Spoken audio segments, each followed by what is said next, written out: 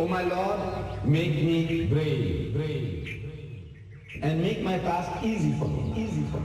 Have faith, step onto the cloud of Islam, and you will discover the light of Iman. Proclaim this message entrusted to you, and the cloud of Islam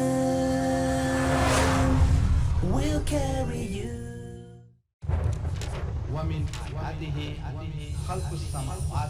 In the Holy Quran, Allah Bari Ta'ala tells us that is the creation of the heavens and the earth. These are his signs. The Quranic fact, as given by Allah, is that this language is the creation of Allah. It is not your own invention. It's a miracle, and it is his miracle, his mu'jiza.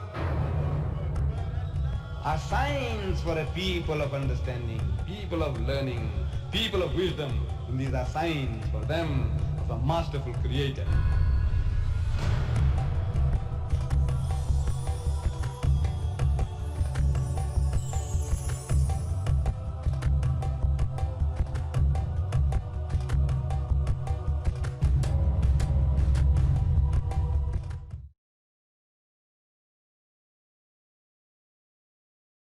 Assalamu alaikum wa rahmatullahi wa barakatuh. In this ocean of Christianity, South Africa, where I come from, we are asked numerous questions. Like, for example, they would like to know what is the relationship between Islam and the other religions. We say, and rightly so, that Islam is not a new religion. It is actually a continuation of the teachings of Moses, Hazrat Musa alayhi salam, and Jesus, Hazrat Isa alayhi salam, brought to perfection. And in that, we say that Islam is Judaism made universal. We claim a unique relationship among the people of the book, the Jews and the Christians. With them, we claim a unique relationship. That Islam is Judaism made universal, is the teaching of Moses sallallahu alaihi wasallam made universal. The Jew says that God Almighty is absolutely unique. He has no partners, he has no sons. God is not seen at any time. No man can see God and live. And we give our hand of acceptance to the Jew that we believe as we believe. The Jew says no eating of the flesh of swine. We say we won't eat it. He says no eating of blood. We say we won't touch it. He says no. He says circumcision. We say we are circumcised. What more do you want? We would say that Islam is Judaism made universal. And we also claim a unique relationship with the Christian in this, that Islam is also the only non-Christian faith which makes it an article of faith for its followers to believe in Jesus. No Muslim is a Muslim if he does not believe in Jesus. We say that we believe that Jesus was one of the mightiest messengers of God. We believe that he was the Messiah, the Masih, translated Christ. We say we believe that he was born miraculously without any male intervention, a miracle of God. And we believe that he gave life to the dead by God's permission, and he healed those born blind and the lepers by God's permission. The only real difference between us and the Jew is, we say, is political. With the Jew is political. The Muslim and the Jew are fighting for a piece of land. We say, my brother, the Arab, he says Palestine belongs to him. The Jew says Palestine belongs to him. Both my brothers and my cousins are fighting for a piece of land. It has something to do with politics. It has got nothing to do with race. It has got nothing to do with religion. I am speaking to my South African audience. This is how I present my case. With the Christian, we are the closest in what I have just mentioned now. His birth, his position, his status, his miracle. The only point of real difference is that we say he is not God Almighty in human form, and is not God incarnate, and is not the begotten Son of God. These are the points of real difference. Otherwise, the Quran, the manner, the nobility in which it describes the birth of Jesus in the Holy Quran, we read in Surah Ali Imran, chapter 3, verse 42, وَإِذْ قَالَتِ الْمَلَائِكَةُ يَا مَرْيَمُ. So behold, the angel said, O Mary, إِنَّ اللَّهَ اسْتَفَاكِ وَطَهَّرَكِ وَاسْتَفَاكِ عَلَى نِسَاءِ الْعَالَمِينَ. That God Almighty has chosen thee and purified thee, chosen thee above the women of all nations, Ya Maryam uqnuti li rabbiki wasjudi warka'i ma'ar raqi'in. So, O Mary, worship thy Lord devoutly. Prostrate thyself and bow down in prayer with those who bow down. ذَلِكَ مِنْ أَنْبَاءِ الْغَيْبِ نُوحِيهِ إِلَيْكَ. That this is part of the tidings, of the things unseen, which we reveal unto thee, O Apostle, by inspiration, and so on. In these verses, when it is read to them, to the non-Muslim, especially the Christian, and more especially the Roman Catholic, an amazing thing happened. When we read the Quranic Arabic, the Arabic of the Quran, the words of Allah subhanahu wa ta'ala, and give its translation, the effect that it produces on the listener, we see their eyes well up with tears. And they can't seem to believe their ears, because they have been programmed from childhood into thinking, into believing that we Muslims are the Antichrist, that we are the enemies of Hazrat Isa alayhi salam. When we tell them that we believe in Jesus, we say that he was the Messiah, we believe in his miraculous birth, we believe in his many miracles. In my country, my people, the people who are ruling us, they are thinking that we are trying to curry favor with them, we are trying to be nice to them, that if we say a few good words about their Jesus, maybe they might say a few good words about our Holy Prophet Muhammad sallallahu alaihi wasallam, which is not the case, which would be hypocrisy. We have to show them the Quran, and we make them to see, and we read it to them and explain to them, and they bite their fingers. Metaphorically, they bite their fingers and say, look, we were thinking that this was just the opposite. And if they read this, and I show them, demonstrate to them, that this birth of Jesus, as narrated in the Holy Quran, is a nobler and a sublimer version of his birth than anything to be found anywhere. Because when this good news was given to Mary, we read in the Holy Quran, she says, قَالَتْ رَبِّ أَنَّا يَكُونُ لِي وَلَدٌ وَلَمْ يَمْسَسْنِي بَشَرٌ. She says, oh my Lord, how shall I have a son when no man has touched me? Physically, sexually. In other words, she had no relationship with any man, and how is she going to have a child? And the answers to that, as we find in the Holy Quran, so قَالَ كَذَلِكِ اللَّهُ يَخْلُقُ مَا يَشَاءُ, said even so, Allah creates what he will. وَإِذَا قَضَى أَمْرًا, whenever he decrees a matter, فَإِنَّمَا يَقُولُ لَهُ كُن فَيَكُونُ. Whenever he decrees a matter, if he wants to do anything, he merely wills it and the thing comes into being. We said this is the Muslim concept of the birth of Jesus. For God to create a Jesus without a human father, just like that. If he wants to create 1,000,000 Jesuses without father and without mother, just like that. If he wants to create universes, millions and billions of them, just like that. وَإِذَا قَضَى أَمْرًا, whenever he decrees a matter, فَإِنَّمَا يَقُولُ لَهُ كُن فَيَكُونُ. He merely says to it, be, and it is. Now, this we have not shared with our fellow countrymen in South Africa. It seems like a novel thing to them. And the rest of the world also, we have failed miserably in presenting the Quran to the unbeliever. In South Africa, we have started translating this book into Zulu, the language of the majority of the sons of the soil, the African. There are some 7 million Zulus in my part of the country, 7 million, the biggest number of people. They are like what the Quraysh were in Arabia. These people are among the Africans, the Zulus. So we have translated the Quran into Zulu. We have translated the Holy Quran into Afrikaans, which is the language of the ruling race. And this was all done by the help of the Islamic courts and affairs of Doha, Qatar. They helped us, alhamdulillah, and their help has gone to such great extent that we have been able to do all these things. And I urge upon Muslims everywhere that they take up the Quran and read it to our brethren, our fellow countrymen, our visitors, our tourists, our expatriates. Read it to them, make it available to them, let them see the Quran for themselves. Because they have some mysterious ideas, mystic ideas about us. They don't know what is happening in the masjids. They don't know what we really stand for. They don't know what the Quran really says.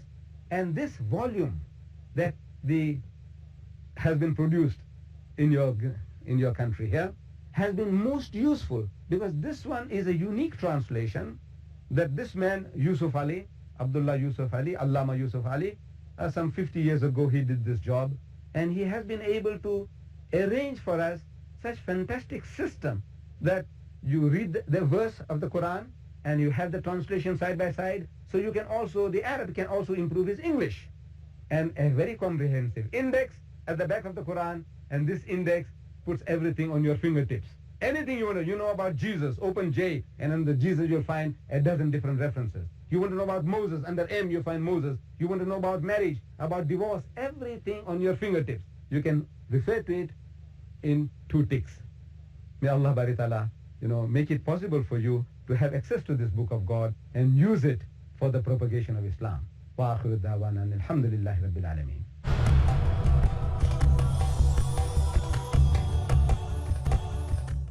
Assalamu alaikum wa rahmatullahi wa barakatuh. In South Africa, where I come from, in that ocean of Christianity, we have to present Islam, as Allah Bari Ta'ala tells us in the Holy Quran, so ud'u ila sabili rabbika bil hikmati. So invite all to the ways of thy Lord with wisdom. Wal maw'izatil hasanati, and with beautiful preaching. Wajadilhum billati ahsan, and reason with them in the ways that are best and most gracious. And this tartib, this method, this approach that we have developed in South Africa, which we believe is Quranic, speaking to a people according to their own background and experience. And the majority of the people we come across are people with a background of the Bible, what they say, the Holy Bible of the Christians, the Holy Bible. This is the background. So whenever we want to approach them, when we want to talk to them, they say, my Bible says this, or my Bible says that, my Bible says this, or my Bible says that. So because of the knowledge of the Bible, they are, the bulk of the people are one book professors. They don't know only about the Bible.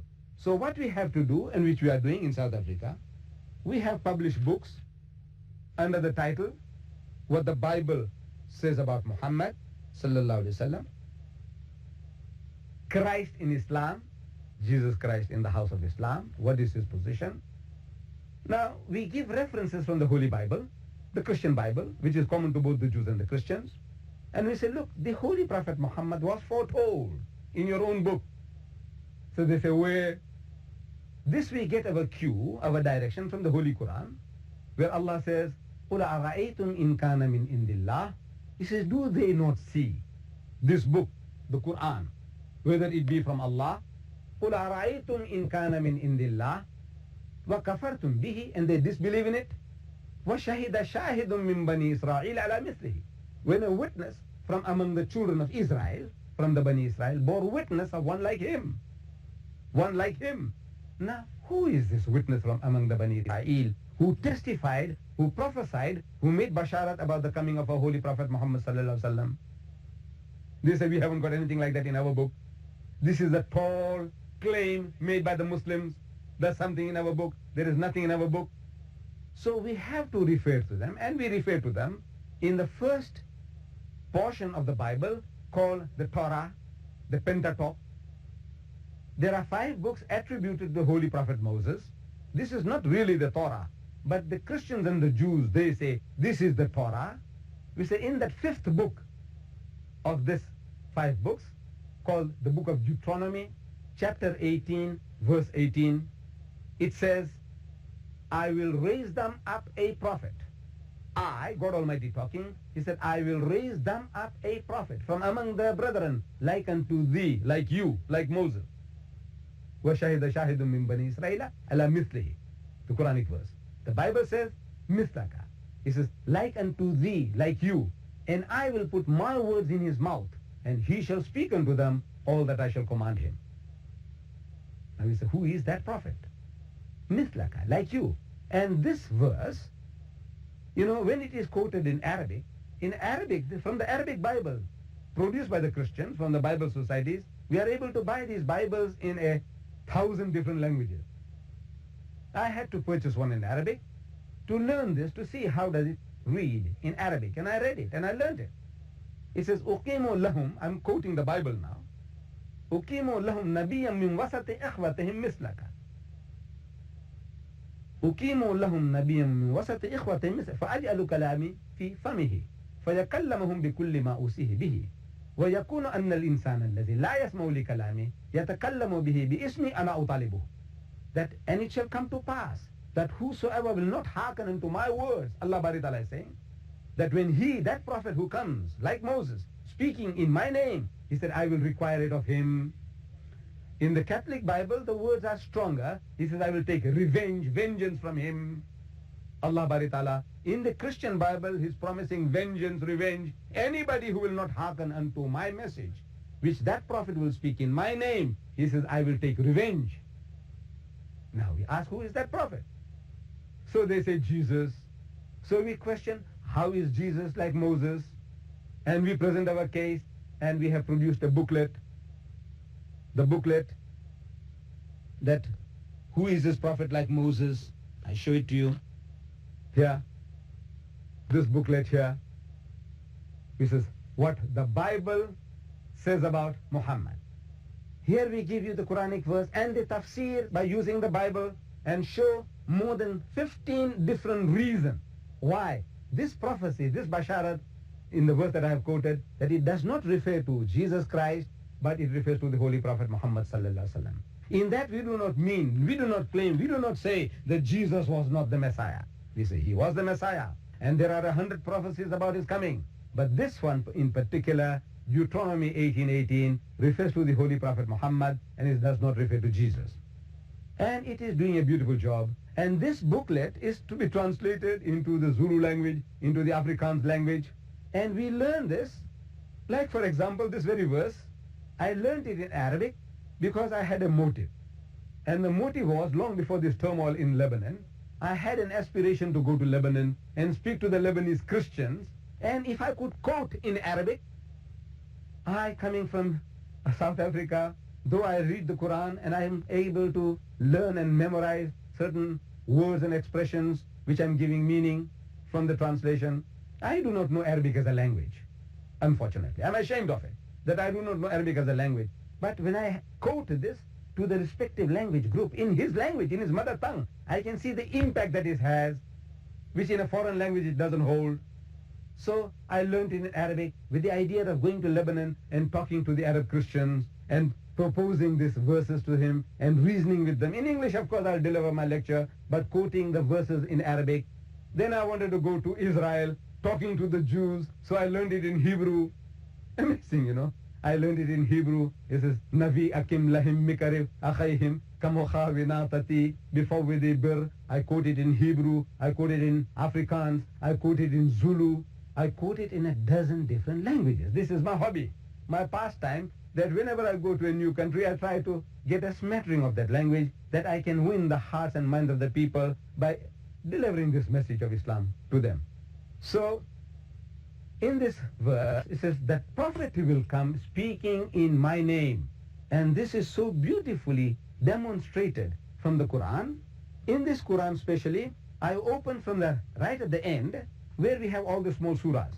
The small surahs of the Quran, beginning, Kul a'udhu birabbin nas, Kul a'udhu birabbil falak, Kul huwa Allah, Tabbat yada. And I open the page, for example, here. I open the page beginning with Surah Nas, and so it begins.